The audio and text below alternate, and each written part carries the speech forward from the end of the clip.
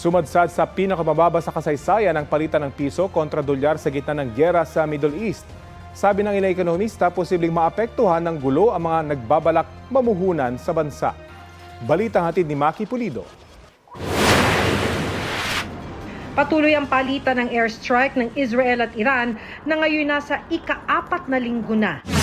Sa gitna nito, lalo pang bumulusok ang halaga ng piso kontra dolyar. Nagsara ang palitan sa panibagong record low na 60 pesos and 30 centavos kada dolyar.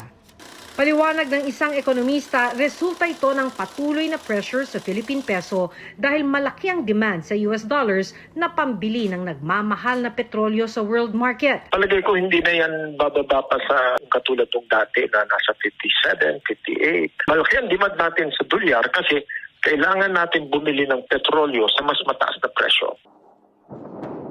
Mula nang sumiklab ang gulo sa Middle East, bumaba na ang Philippine Stock Exchange ng mahigit 500 points. It's a natural reaction to uncertainty, right? With what prices in the commodities market are also showing.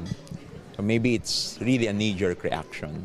It's not driven by fundamentals, right? It's driven by the reaction, knee-jerk, of a lot of the investors. So as long as we're good in terms of the macro fundamentals, no? Ayon sa financial analyst na si Jonathan Ravelas, ang pagbenta ng stocks kung may masamang pangyayari, walang epekto sa kita ng mismong kumpanya.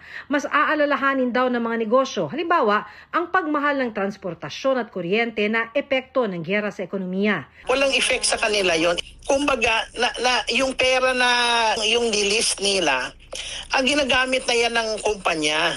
Nakuha na nila yung pera na yan. Yung binibenta lang is the ownership na merong. Pero mga foreign investor na may balak mamuhunan ng negosyo sa bansa, maaaring ipagpaliban muna ito o kaya umatras kung tumagal pa ang gulo, ayon sa isang ekonomista. Maaari ring umatras ang mga foreign investor na kasalukuyan ng namumuhunan sa bansa pero hindi raw ito agaran. Ang mga foreign investors ay mag-iisip din paano yung magiging cost of production nila dito sa Pilipinas. Ang unang-unang titingnan nila dyan is yung kanilang gastos sa utilities. Tataas ba ang singil sa kuryente? Tataas ba ang singil sa tubig?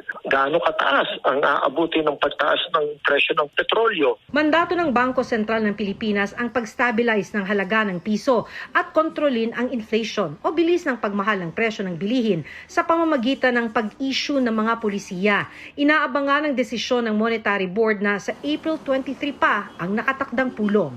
Maki Pulido nagbabalita para sa GMA Integrated News.